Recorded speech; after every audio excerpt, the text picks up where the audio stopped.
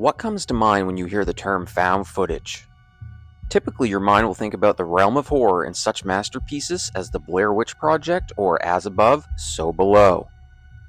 These movies are great standalones, excluding Book of Shadows, but what about found footage franchises? Some great examples that come to mind are VHS, Paranormal Activity, or even Hell House LLC. While these franchises all have their fan bases and make for a great watch, one franchise above all others stands out as the best in the genre. This franchise had a run of movies from 2007 to 2015, with 4 in total, with the original being a classic and the other 3 pulling their own weight. Let's dive into the world of Spanish horror and look at what makes REC not only the best found footage horror franchise, but also one of the best zombie franchises. Let's go!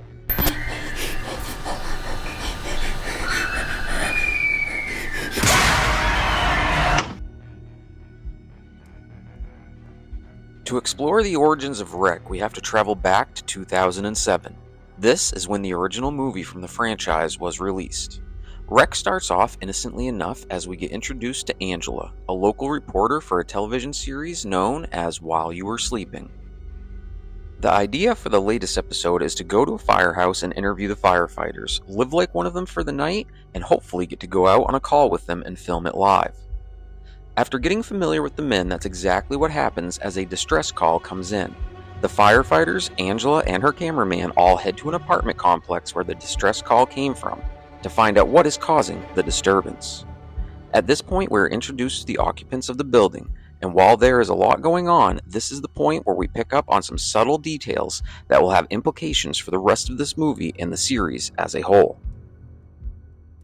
Things to keep an eye on here are the fact that a young girl named Jennifer is sick. Her mother claims she has tonsillitis. Also, a small detail that doesn't seem to mean a whole lot, but that will play out more in a later movie, is the fact that Jennifer's father is not home because he had to take the family dog to the vet, because it came down with an unknown illness. From here, the movie ramps up the action and it becomes an all-out race to survive as the occupants get picked off one by one, turning into zombies as the building becomes blocked off from the outside, forcing a quarantine upon the occupants. Chaos and violence ensues as Angela and her cameraman fight their way to the building's penthouse. This part of the movie is pure nightmare fuel. Once we learn a little backstory on the illness that has spread through the building and how it was introduced. Basically, an agent of the Vatican lived in the penthouse while performing medical experiments on a girl named Tristana, who shows evidence of having a demonic possession. The possession created an enzyme which mutated and became contagious, leading to the Vatican agent sealing Tristana in the house to die. This is where we get our first look at the creature she has become and the iconic ending where Angela is dragged away in the dark. Interesting side note, the actor who plays the creature is Javier Botet, who suffers from Marfan syndrome, a genetic disorder that affects the body's connective tissue, sometimes creating elongated limbs and skeletal abnormalities. Javier has also starred as the title character in the movie Mama, Set from The Mummy, and Dracula from The Last Voyage of the Demeter. Hands down, this is the best movie in the franchise, and it even spawned an American remake known as Quarantine a year after the release of REC. Quarantine and its sequel are decent enough watches in their own right, but lack the originality and horror of REC.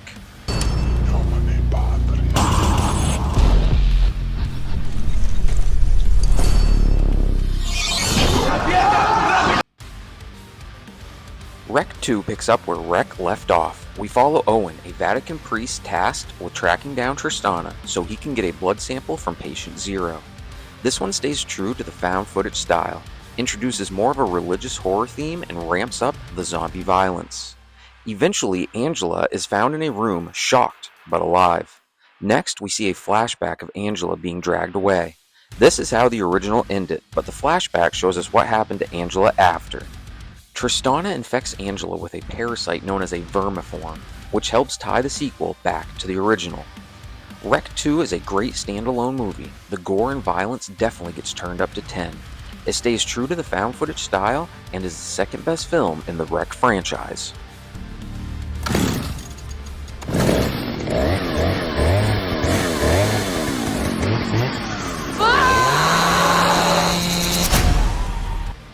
REC 3 3 Genesis is the one that turns some fans off. It is a major departure from the first two films and relies very little on found footage.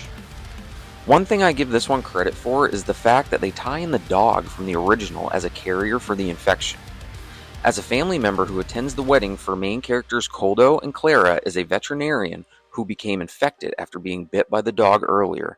Now he carries the infection and soon spreads it himself at the wedding. There's not a whole lot to say about this entry to the franchise. You'll notice it takes its own spin on the Rex story and only loosely connects itself to the previous two films, making Genesis almost a standalone within the franchise. It does bring a lot of action and gore, a pretty sweet scene with the bride mowing down zombies with a chainsaw, and it does have an honestly sad ending that is very memorable.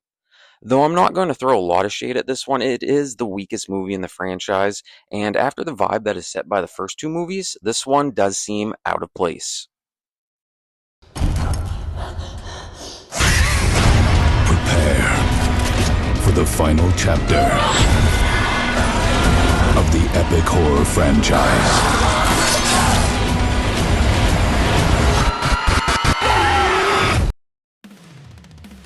Rec 4 Apocalypse is a welcomed return to what fans expected from a Rec movie.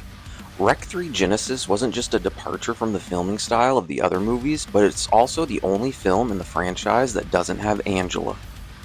Rec 4 Apocalypse quickly takes care of this issue as this movie opens with special forces being sent to the apartment complex to rescue Angela and destroy the building once and for all.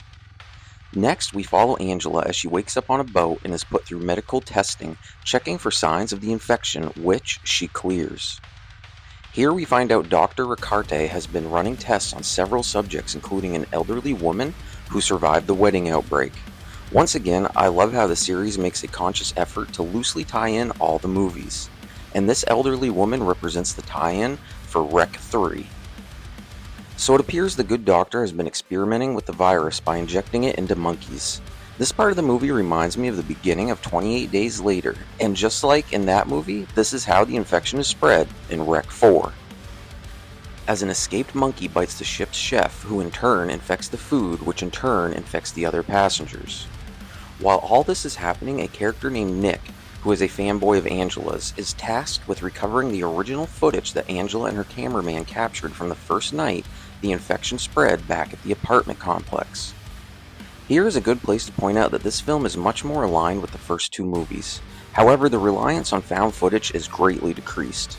Nick does work on recovering the original footage, and we get a couple scenes that rely on CCTV, but apart from that, the found footage style is basically dropped in Rec 4 and replaced with a more fast-paced action style, cinematic approach. This movie becomes a race against time, not only against the infection, but also recovering the lost footage and uncovering the truth of what happened to Angela. Here we learn how Angela's medical test came back negative, because the parasite can travel from host to host. When she was being rescued from the apartment building, the parasite left her body and moved to Guzman. This one has a wild ending involving a harpoon, outboard motor, and other craziness as Guzman is killed trying to put the parasite back into Angela. As Angela and Nick make their daring escape into the life raft, the ship is destroyed in an explosion. Here we get a truly scary scene of the parasite floating in the water where it is consumed by fish swimming by. As we question what implications this could have, the scene cuts to Angela and Nick safe on land, and that is how the Rec franchise comes to an end. This one is not bad, but again can't live up to the first two, firmly making Apocalypse the third best movie in the overall franchise. So in summary, there are other found footage style movies I enjoy better than Rec, but when looking at the franchise as a whole, I feel Rec is the best that I've come across. VHS is probably its closest competition. The first Rec and the first VHS movies are classics, and I prefer VHS just slightly, but when you put these two franchises together, I feel Rec delivers a more enjoyable watching experience. But of course, please feel free to tell me what you think. Is Rec the best found footage franchise, or do you think VHS is? Maybe you think there is another franchise that's even better. Whatever your thoughts, leave a comment and tell me about it. Okay, horror fans, until next time, this is Planet Phobia signing off, and as always, wishing you good luck on your horror journey.